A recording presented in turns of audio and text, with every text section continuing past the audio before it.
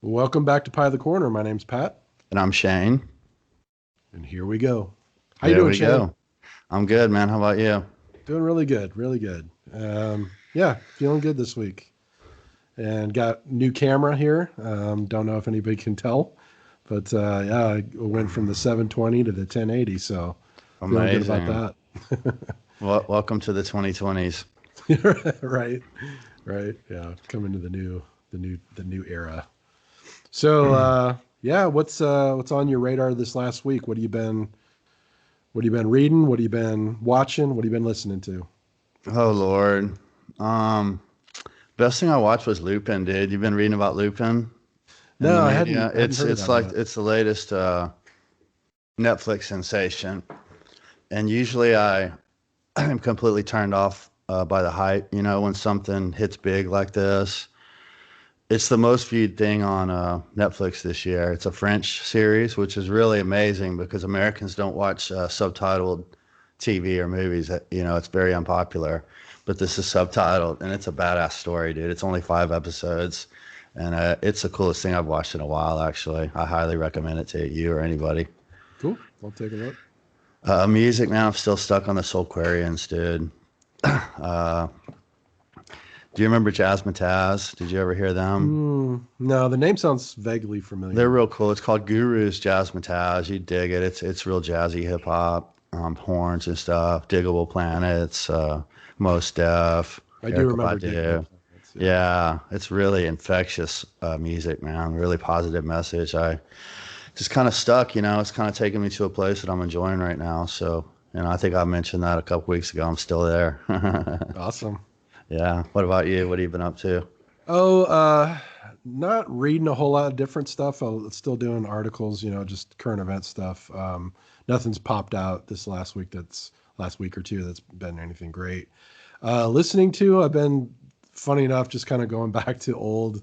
It's like I just wanted to hear some old rock and roll guitar, so um, I pulled up some like ZZ Top's first album, which is really kind of cool. And because I never was a big, I mean, I came out of that generation of ZZ Top of the '80s of like, Smart Dress Man and or whatever those songs were, the ones that were on the radio all the time.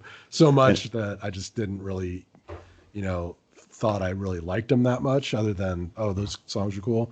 But actually, a few years ago, you had brought up like, oh, check out their early stuff, and so I did. But yeah, I'm just checking that out, like some AC/DC, like some old Black Sabbath, just some really like hard rocking guitars. Awesome, I dude. guess I've been Awesome. in that mood.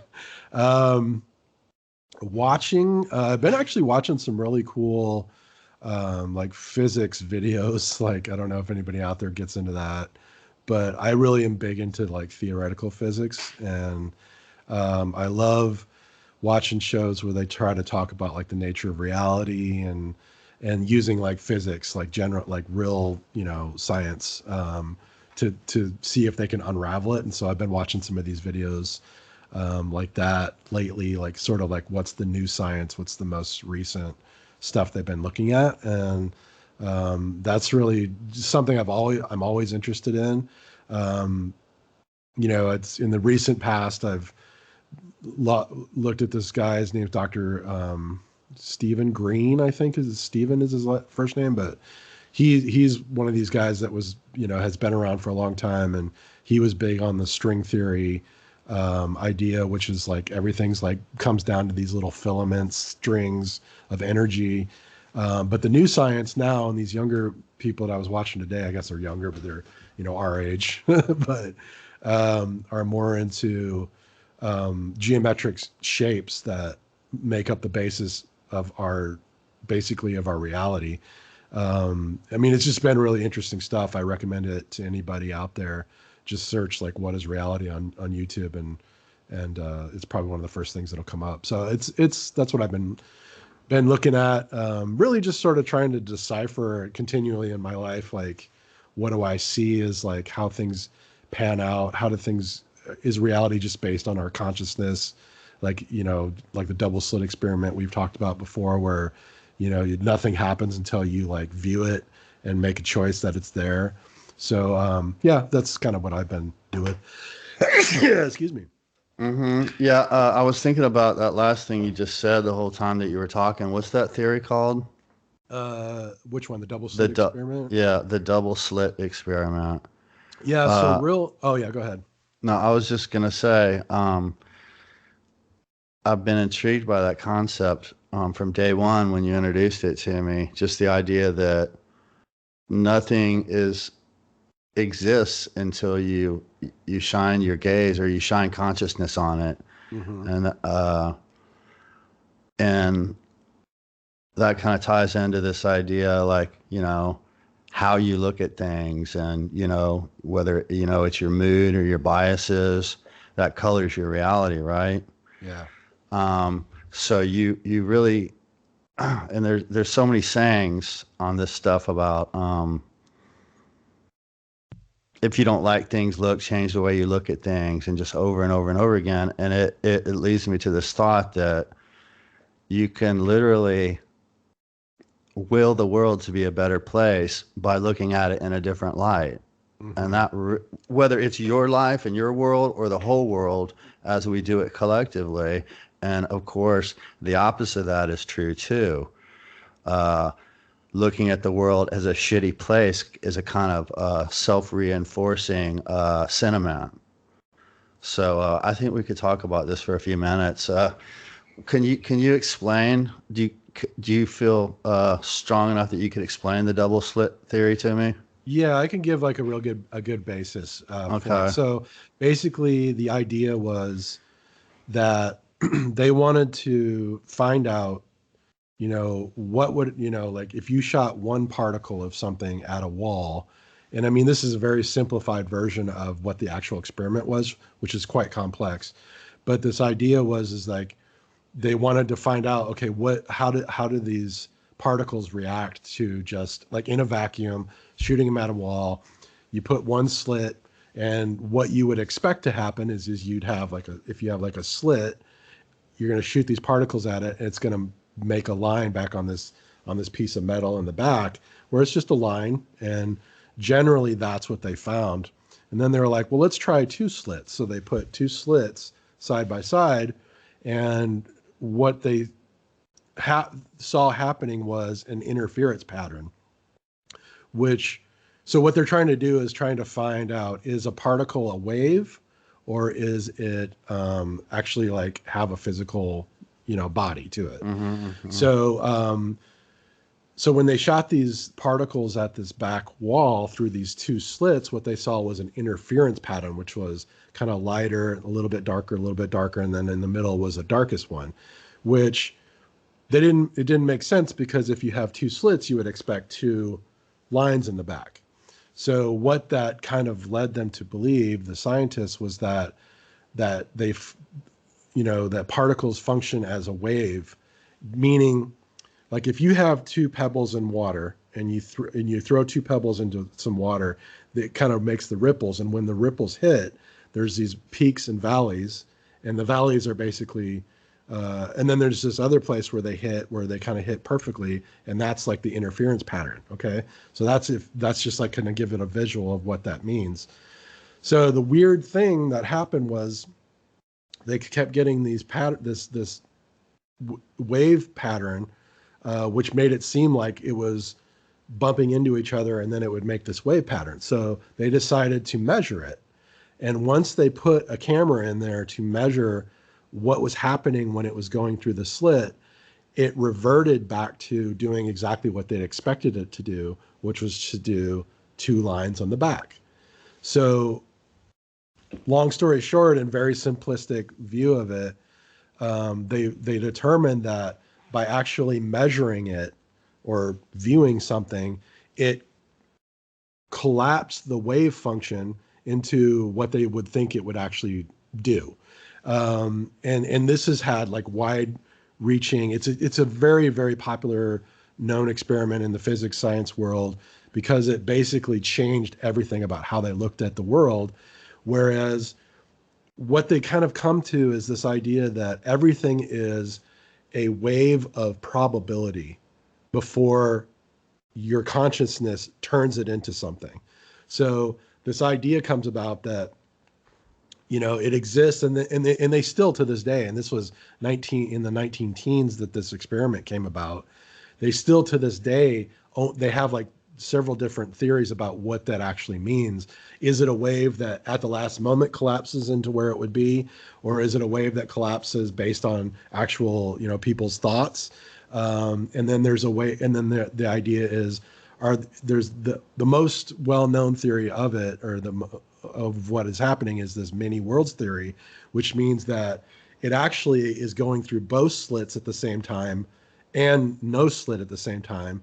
And that what's happening is it's literally doing everything it can do up until the moment that you start to view it. So, um, I don't know if this is making sense, but Mm-hmm. it's such a crazy thing, because the idea is that even when you're viewing it and it does what you expect it to do, there's still the possibility that it's done every other option that it could have had, meaning many worlds, and it basically veers off and creates its own reality into this other reality that we don't see because we're viewing it as we Mm-hmm. see it, but it's actually done this other thing. So up until maybe a few years ago, that's been the prevailing thought, is that it's all waves and it's all smooth. Whereas this new theory is that everything breaks down into like an 8D, they call it the E8. It's like an 8D matrix, crystal matrix. And when you look at this crystal matrix, it looks like anything anybody who's ever done like psychedelics, like really into psychedelics, would say like, oh, I've seen that, Mm-hmm. it's this Interesting. crystalline matrix. And so this physics is coming up with this crystalline matrix that a lot of people have suspected anyways as Mm-hmm. being the nature of reality. Everything is connected through this, and that at the very heart of it, because the idea was for these new scientists was to figure out, do we live in a matrix, do we live in a simulation? And what they determined is that what it did is that when you go down to the Planck length, which is known as the smallest length you can measure, it's like 10 to the 34 power smaller than a meter. Um, that it's like little geometric triangles that are, like, it's not a triangle. What's a 3D triangle called? Is there a different name for that? A pyramid. Yeah, okay. So like a pyramid structure, Uh-huh. like that's what makes up the fabric of society. So this big argument now is reality pixelated? And there's a thing of like, no, it's smooth, no, it's pixelated. So anyways, it's super fascinating, but it goes back to, that double slit experiment, where this idea is that your reality, your focus determines your reality. And that just like, which is something that's been a hippy dippy Mm-hmm. type Mm-hmm. idea forever, like, oh, if you're positive, everything will be positive. Mm-hmm. But the reality is, it turns out, or some form of reality, is that it's actually true, that you Yeah. can create your world, and we as a collective can create a world too, based on how we're feeling or whatever. So it's Well, very cool stuff. you had to believe that all these things are true. It's really nice to kind of verify it scientifically, but they are kind of called truisms for a reason. You know what I Yeah, mean? yeah, totally. When you talk about that matrix, have you seen that? Have you seen much of Alex Gray's art and that one picture where it's like the meditating person and all the lines of the matrix? Uh, a lot of us have seen that, to your point, and it seems to exist. So that's really interesting what you're saying. I wanted to correct you or at least add to one thing you said when you said a wave of probability. It's a wave of infinite probability, right? Yeah, And then so that leads us into like another saying where we live in a world of infinite possibilities. Have you yeah, have you heard that before? This yeah, is this is sure. what people are describing when they say that. There's a depth to these things that is pretty profound if you think about it. It's what it tells me is modern humans. We forgot a lot, and at the same time, we know things that we don't know we know. Uh, I feel like I'm talking like Donald Rumsfeld here or something, but what I mean by that is some of this stuff that we know intuitively kind of bubbles up sometimes, but we don't really understand the depths of it. So it's really interesting to hear you describe that theory. Well, it's it's one of these things that, I mean, if you go looking for it, the information is out there, and it makes me think of how all of the divisions and everything that we see in our daily lives, whether that's on the media or even in our communities where people are divided and, I hate this group or I don't like them or whatever. I think, at least in my idea of what the reality is we are really all connected to the same thing. And, the whole idea of the Big Bang was really, that you could look at it in a physical way. It's like this, super dense mass that then explodes and everything comes out of it. But it's also, a thought comes to mind of, is reality, is our world, is the universe really a collective reality, a collective consciousness that wants to experience itself, yet it's all one thing. Like I just, there's so many different ways to look at it, and then to see how we're so divided, like we're kind of like still like animalistic in our thoughts and our behaviors, that we don't have Mm-hmm. people don't want to, in a lot of ways, go out and think of things that way, or learn something like that, because they think it's weird. Well, they're also too busy working to survive to really spend a lot of time in, deep thoughts. That's something that we talked about a lot over the years. You know, a lot of people just basically wake up, go to work, come home, cook dinner, go to bed, and do whatever. They don't have a lot of, and they probably drink too, and that messes with your thoughts too. Mm, yeah. What were you saying? Well, no, I think it's too bad that Oh, all okay. of So, this so stuff is out the there, but division, nobody wants I to do wanted to anything. add the Yeah. division that you're talking about. People are easily manipulated. This is another kind of thing that I just really like to say out loud because it's just so obvious. Uh, Modern media can make you feel a certain way. It can make you happy. It can make you sad. It can make you mad. Um, and it can make you have certain opinions on things. And basically, people are easily influenced and easily manipulated. And so, this division that's being created is not real. To your point, it Mm, doesn't exist. yeah. It's an illusion, and it basically comes from the manipulation of modern media. It's it's it's so simple, dude.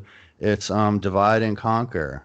Hmm. Everybody knows this, dude. That's a Hmm. thinker that really spends any time thinking about this.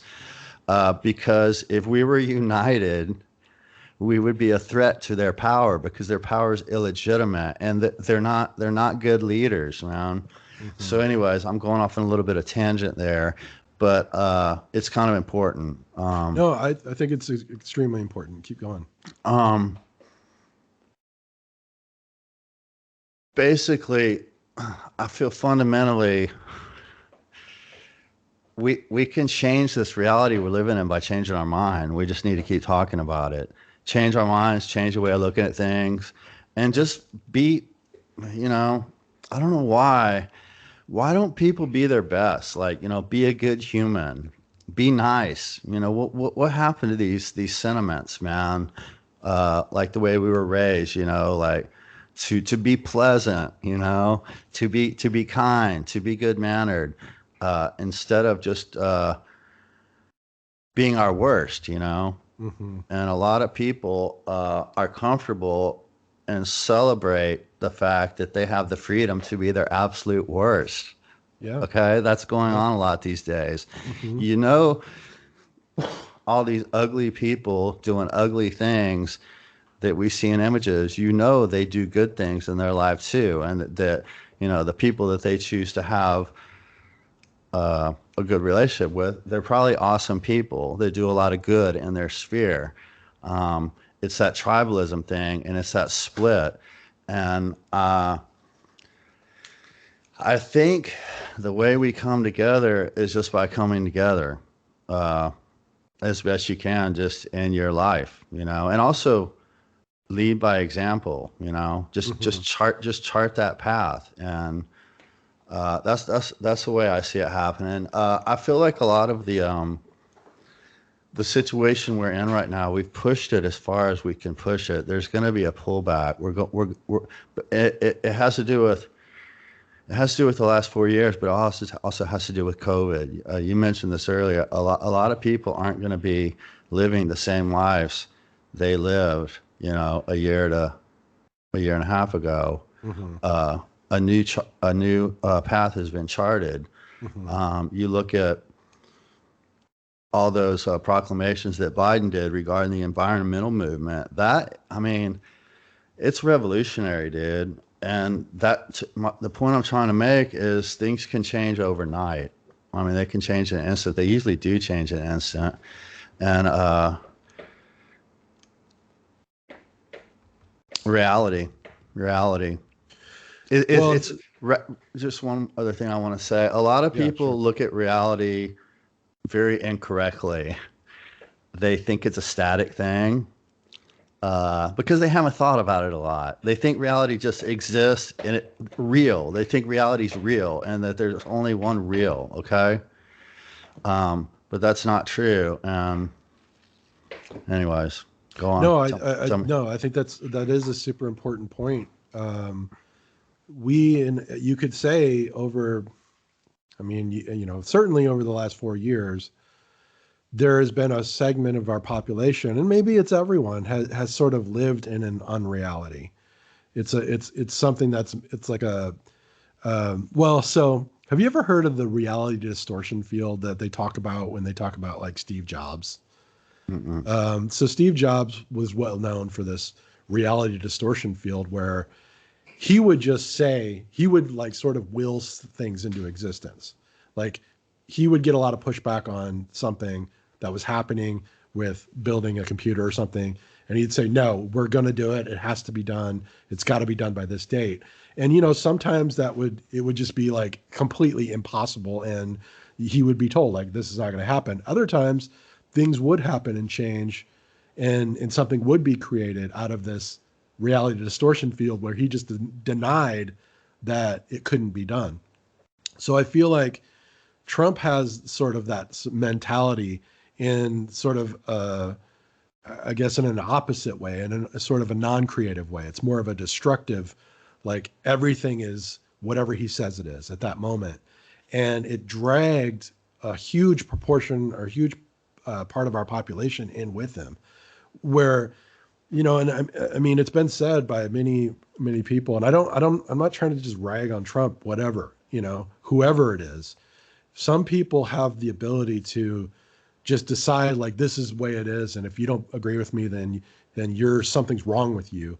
And I think it just pulled a lot of people into this delusion that he was living in, which was like, I never do anything wrong. Nothing is ever incorrect that I say. And so they start to believe it in themselves that that's the way it is. And you know what? Maybe it does become another part of a reality, but I believe it's something that was so divisive because on the other side, you have the sort of the woke version of it, which is like everything you've done in your life has shown that you're, a racist or a bigot or a sexist or homophobic or whatever. And there's no ability for anyone to change. It's like you are what you are and that's it. So like you said, I think that those things can change in a blink of an eye if people decide I'm not going to be like that or I'm going to be better. Mm-hmm. And I think that we are, sort of beholden to the forces of media and things like that who are creating their own reality because they're selling, anywhere from corn chips to a drug to a military buildup or whatever it is. And so, this gets to the heart of I think what's important here is what is your reality that you put yourself in and decide is real, and how do we get people? How are we able to help people get their power back, their sense of power back, where they can create their own self reality that is something that's positive in their life? Because I feel like people, they're easily manipulated, like you said, because they don't feel like their voice matters. They don't feel like they do have any of that power to create something. And this is something that we had discussed in our own discussions before when we were looking into that Carl Jung stuff, because he talks a lot about that. The person that's not individuated is easily manipulated into a crowd, into a mob, because they don't believe that they have any power. So they want to climb onto something that does. And so it creates a reality of like, now I'm powerful. Um, and, and so the true nature of where real power comes from is in an individuated person, which is somebody who's able to say, that seems wrong. That doesn't fit with who I am. I'm not going to do that. Instead of, well, I better do it because that's what everybody else is doing, or that's where the power lies. And you had said to me last night that had been recently looking into like power structures, and you've been really interested in that dynamic. So I'm sure you have something you could probably bring to that. And I just think it's such an important topic because now more than ever, I feel like we have an opportunity, or maybe it's going to happen anyways, that there is an awakening happening in our world, in our society, and we get confronted with these realities, these different realities, like Trump kind of peeled back the layer of a reality which said, yeah, he seems like he's crazy and, and blah, blah, blah. But the reality is that a lot of them are like that. A lot of politicians are like that. A lot of people in government and in sectors of the business and finance are like that. They just are better at hiding it. He can't hide that stuff and he doesn't know how to because he's a narcissist. But there are Mm-hmm. people who are competent narcissists that can hide that negative underbelly of like, I do whatever the hell I want. I molest women. I steal money. I still, I make money in nefarious ways, whatever it is, but they're able to hide it. And I think now we've had that layer peeled back where it's like, oh, here's this situation where now we know that people can be like this and be accepted, and it's almost like a normal thing. And we got to the point where everybody was just like, every day there was something new, right? That was just even more ridiculous than the day before. And look at where we started and where we are now. So I think that's one layer of that reality that's been peeled back now. And then this other one is this thing with the markets and the GameStop.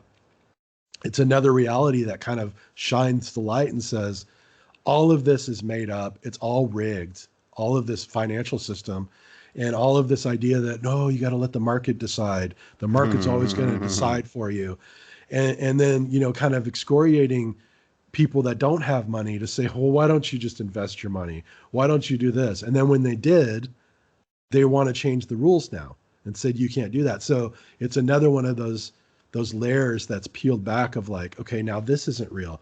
This is where we have the momentum, and you've talked about this before with the momentum of our political structure too, where we could really make big changes. It's just getting people to realize you have the power to make these choices, that things are what you want them to be, not what you're being told that they are. So And we have to accept nothing less. We have to insist. There's a way to do it, and a lot of people are doing it. I think in America right now, the left may be better organized than it has been, if not ever, certainly, I don't know, since the 20s or 30s or something. mm, It's quite fascinating to watch it all unravel because that's been the biggest problem for years is a lack of coordination and organization. And I think they've probably, I don't know, they've gotten better at it. The internet has helped, social media has helped. Twitter's a huge platform for the left. Um, but really, my point is we have to demand it and accept nothing less, and just basically will it into existence, force it into existence. mhm. We were talking last night about the way the Republicans come to power.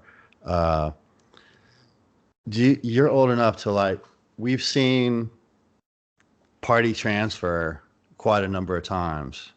You know, I mean, even going back to 80, I was too young to realize that, but we went Democrat to Republican. Then with Clinton, we did Republican, Democrat. Then, you know, then went back to Republican. So every time the party kind of rides into power, it's just such a huge thing, and they're gonna, you know, they have their mandate, and they want to basically change everything for the better, right? Because they finally have power, so they want to change everything for the better, and they start doing all this, you know, enacting their agenda, whatever they say they're for, whatever they voted for. And Trump, the way Trump came into power is a way like I've never seen in my life before. I guess Reagan kind of did it that way too. Reagan was pretty hardcore, but like I said, I was young. It was very strong armed and strong fisted, and they basically just forced what they wanted to happen to the chagrin of many people on the left and the right, because they felt like they had the authority to do what they wanted, right? Mm-hmm. So we could do that right now, but be on the right side of history, do things for people, you know, for the environment, for the workers, for healthcare.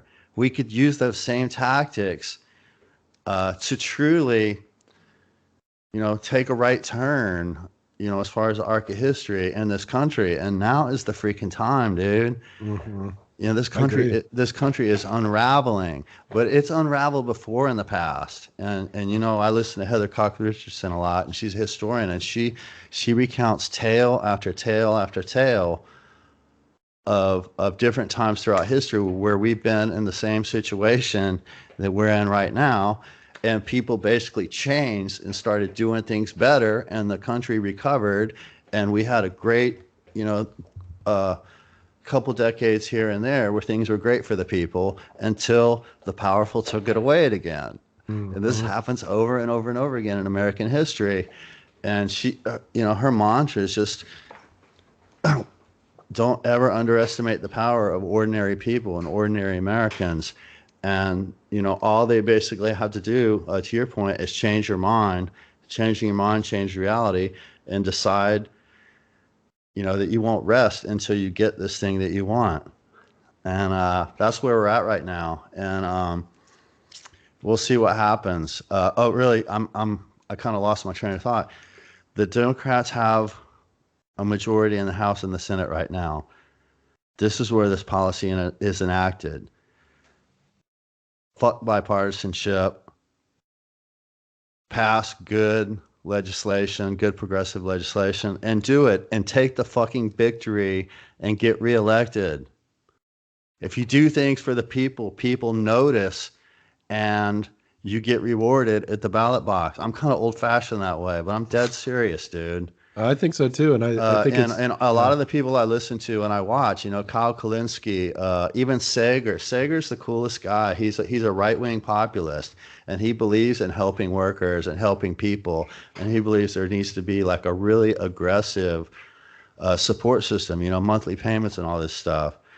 Real populism like Donald Trump ran on, if he would have done some of the things that he promised, they would have been pretty fucking popular, man. mm-hmm.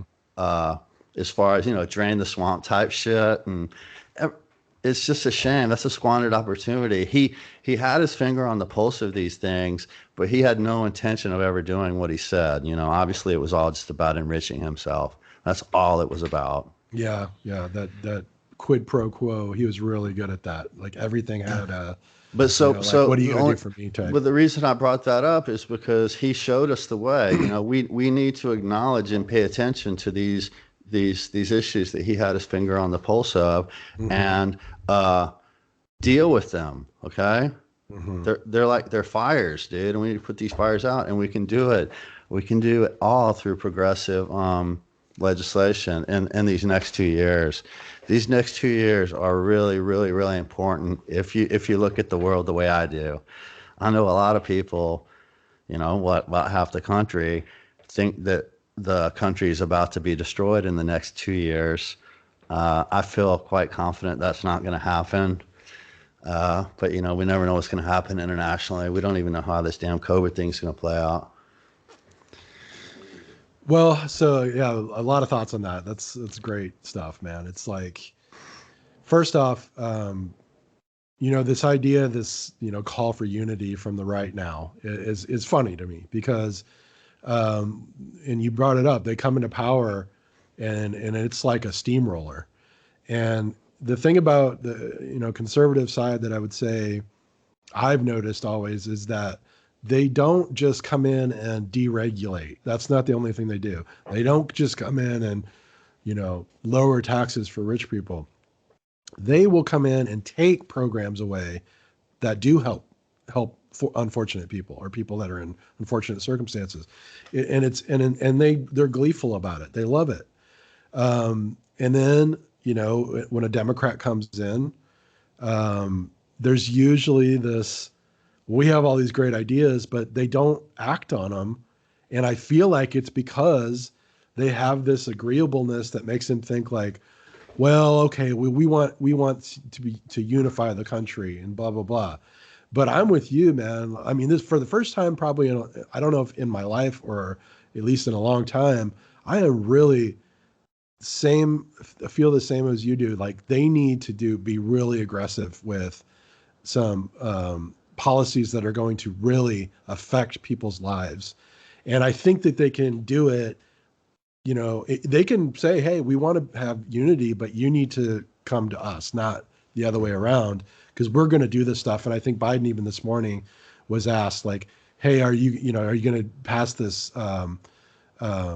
stimulus that you're worried, are you going to work with the Congress and the Senate to do this? And he's like, we would love it if they're part of it, because they asked, would you rather do it through budget reconciliation? Which is what they should do, and I think it's going to end up being what they're going to have to do. Mm-hmm. And he said it would be great if we did it with the bipartisan support, but it has to be enacted. So that tells me that he's of the mind, possibly that he's okay with it going that way. But no matter what, it has to happen. The one thing that's really upset me over the last couple of weeks is the kind of pulling back from the $2,000 checks, and I think that is a real it's a real slap in the face first to Georgians, because that was like, if you elect these two people, you're going to get a $2,000 check. It was almost like their platform, You and know then what they else? did it. You know what else is happening right now? They're gonna lose almost all political goodwill and political capital that they even had to start this damn thing. Typically a presidency has a honeymoon period where everybody's at least okay. Let's give this guy a chance. He's squandering all political capital and all goodwill he has over this damn $2,000 check. And it's the And simplest I thing in say the him, world. Congress is doing it, but the Democrats are doing it. They need to fucking do it. Like, just do it one day. Pass a $2,000 standalone check. This Yeah. stuff is doable. But they don't want to do it. We keep asking ourselves, why don't they do it? They don't do it because that's not their intention to do it. And we must force them to do it, damn it. So here's the deal. Um, we talked about this in past conversations about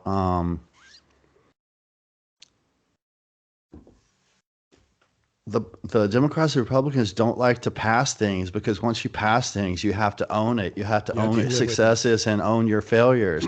Mhm. And the Democrats basically, it's like the door's wide open. All they have to do is listen to people around the country who know what the right policies are and just enact them. I mean, these policies have been developed and thought out, and just enact them. Uh, I don't know how much longer we'll talk about this, but infrastructure. We need to have a multi-trillion-dollar infrastructure plan and put people to work with good jobs, truly rebuilding the nuts and bolts of this country so we can be prosperous another 100 years. Our shit is old. Our Yeah. infrastructure is crumbling because there hasn't been any political will in decades to spend money on infrastructure, and we're getting left behind. We're getting left behind by Europe, and they're slow as fuck. Uh, Asia and the Middle East and even parts of South America are just slamming us on the infrastructure front. And you know what that does? It leads to any inefficiencies of production and distribution and all this other stuff that cost us money. And that's less money for the workers. but it's a competitive disadvantage. So that's one. Healthcare for all. That's two. If we did these things, they would be so massively popular. People would be like, Republican who? They wouldn't even consider vote. They wouldn't even consider voting Republican.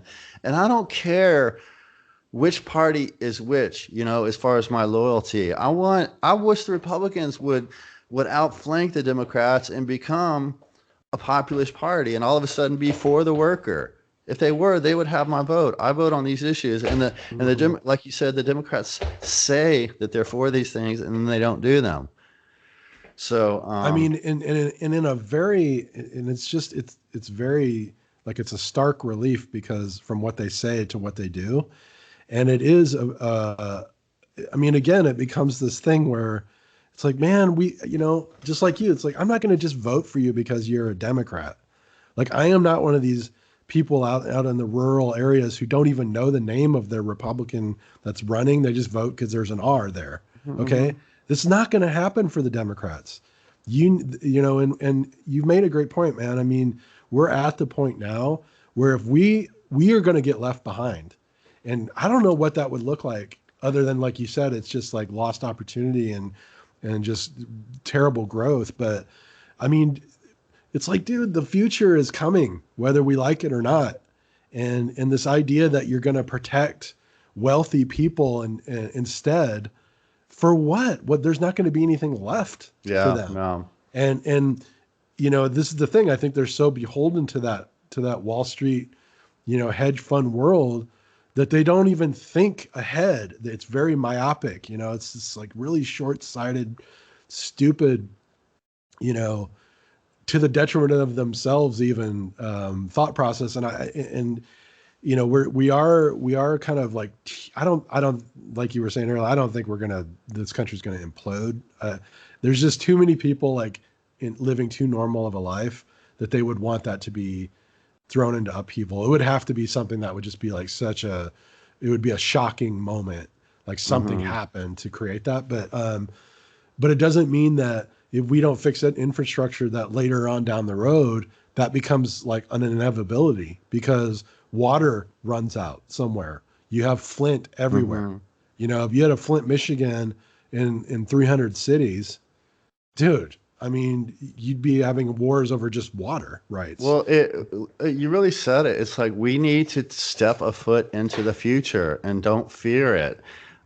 We have such an amazing opportunity to be on the cutting edge of the world with Americans and the wealth that we have. We just need to make the right fucking decisions, dude. Yeah. And people know what the decisions are. They know what the right answers are. I think we've learned so much. You talk about the veil being lifted. I think a lot of people are rediscovering their power, and when you rediscover your power, you exert it. You exert it, and you start to Mhm. enjoy exerting it, and you do it regularly, and you do it to effect. And I think we're seeing a lot of that right now that we haven't seen in a long time. So I'm optimistic. Things have already happened in the last few weeks that I didn't expect to happen. So now I'm like, well, shit, maybe more good shit will happen. Yeah, I mean, I was funny enough, I was sitting in bed the other night thinking this exact same thing. Like, when the whole GameStop thing happened, and I was just like, kind of like, wow, this is like, I know a lot of people would be like, hey, a lot of people are losing their money, and I'm like, yeah, well, too bad. These Yeah, are they people who don't. have been gaming the system for 50 years. So I was feeling kind of like positive, and I was like, man, it'd be great if we just had a string of like positive things happen versus what we've been seeing, which is just like Mhm. one continued like like one after another. Well, another positive thing is, man, the vaccine response is definitely going in the right direction. Like for the first time ever, like 12 months in, it's finally going right. They're really ramping up. I read every day of different vaccine hubs and the War Powers Act, and I think even though we're not there right now, and I'm very dissatisfied with where we are right now, I think I'm starting to believe it's gonna accelerate a lot quicker than I thought a month ago. Mm. I hope so too. And Yeah. that'll lead Right. to so many positive things, because things cannot get back to normal, even though they're not going to go back to normal. Things won't, like the economy can't recover until the vaccine is widespread. And we're seeing a lot of poverty numbers come out, and basically things are way worse right now than most people realize economically. Mm. I don't know if it's because the media is just painting a rosy picture and the story is not really being told, but I have a bad feeling about, you know, working people if we don't get this stimulus passed quick. I mean, it was such an insult when they gave us that $600, which they didn't give me, by the way. And Yeah. they basically admitted it was a mistake and said that they were going to make up for it immediately with more money. It's, you know how poor people live, dude? Like when you're really, really, really broke, you start planning, you start spending money that you're about to get before you get it.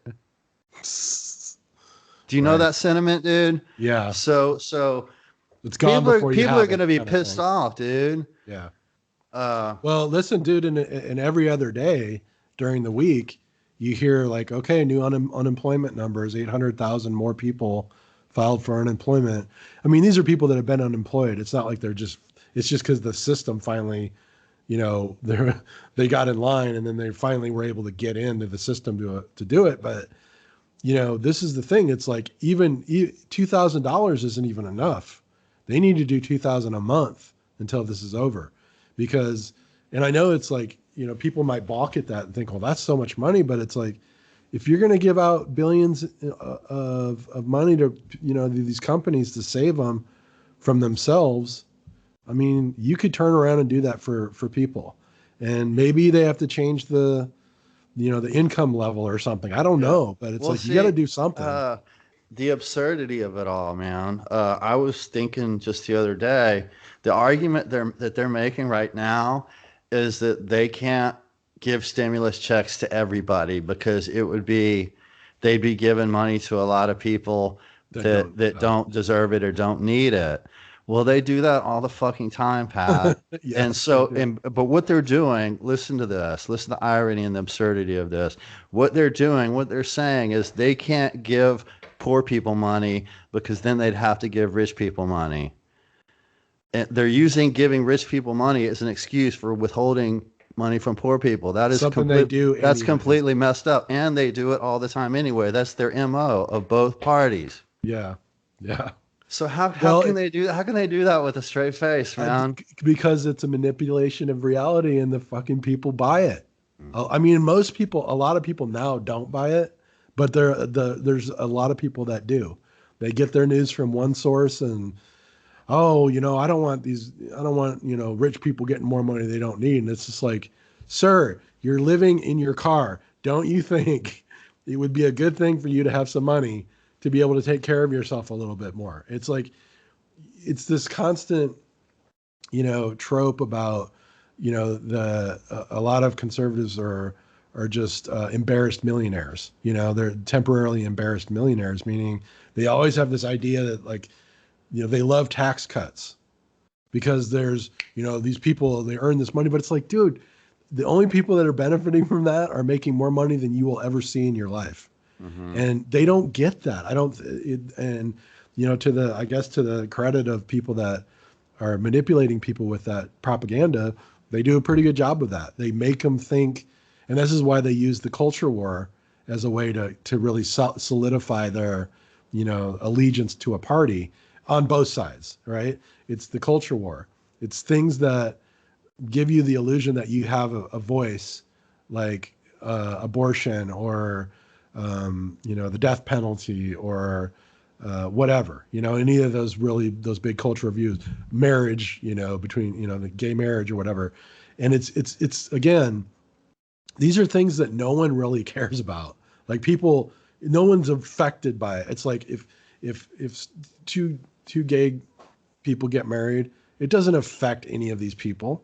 It doesn't affect their lives at all. But they're like, well, but it's against the church or it's just like, dude, you don't care about this. You're being told that you care.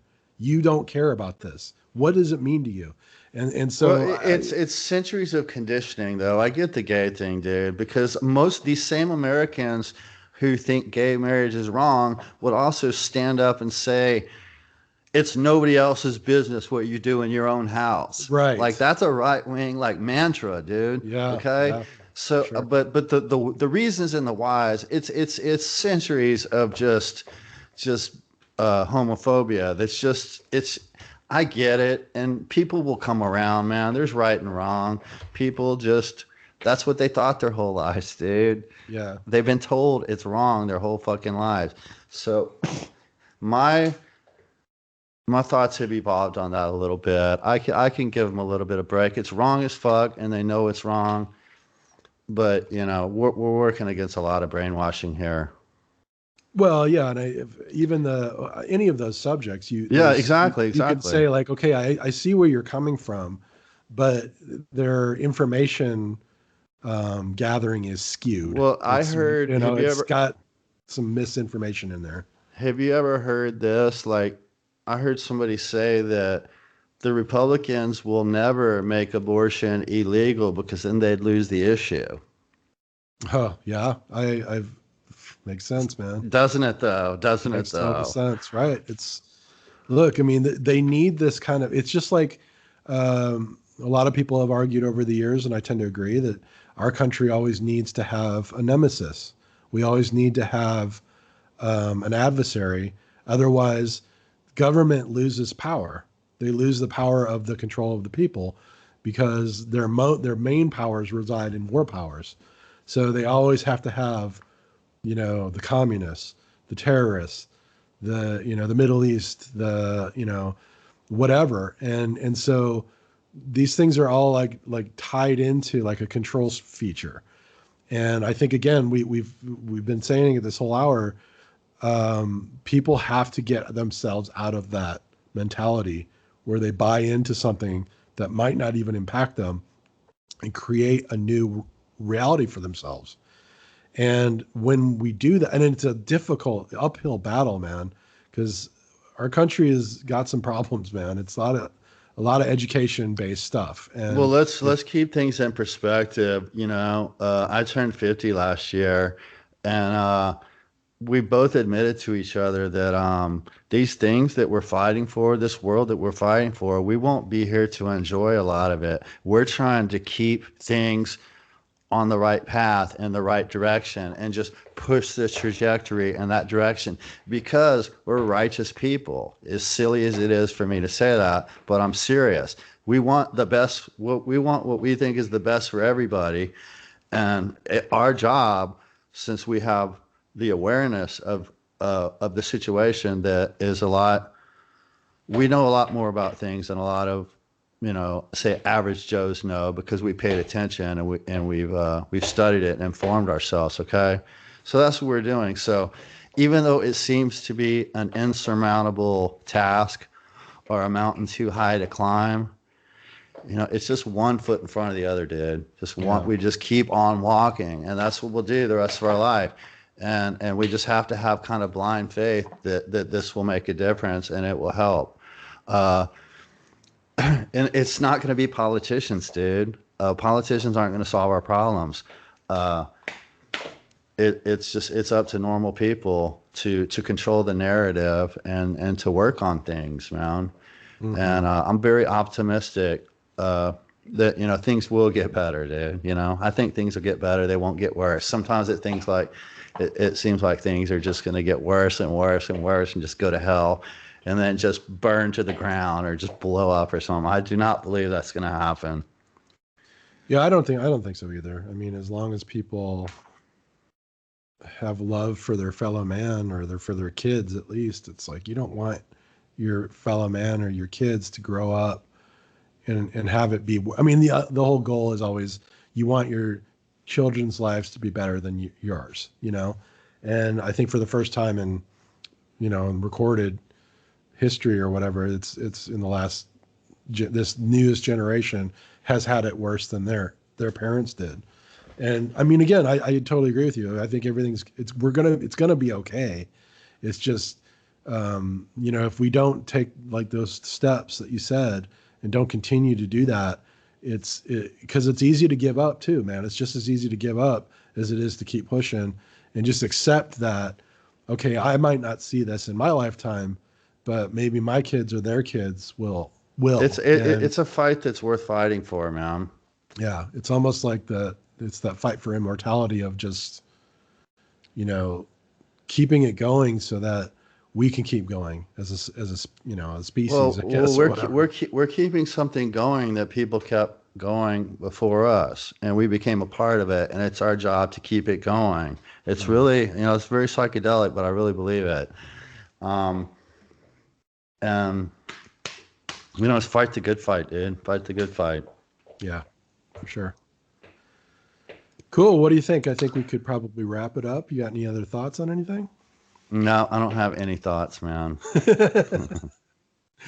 Yeah, your mind's shut down now. I wanted to say though, I wanted to say at the beginning of the episode, for any of you out there listening, most of you guys listen to us in podcast form, audio only.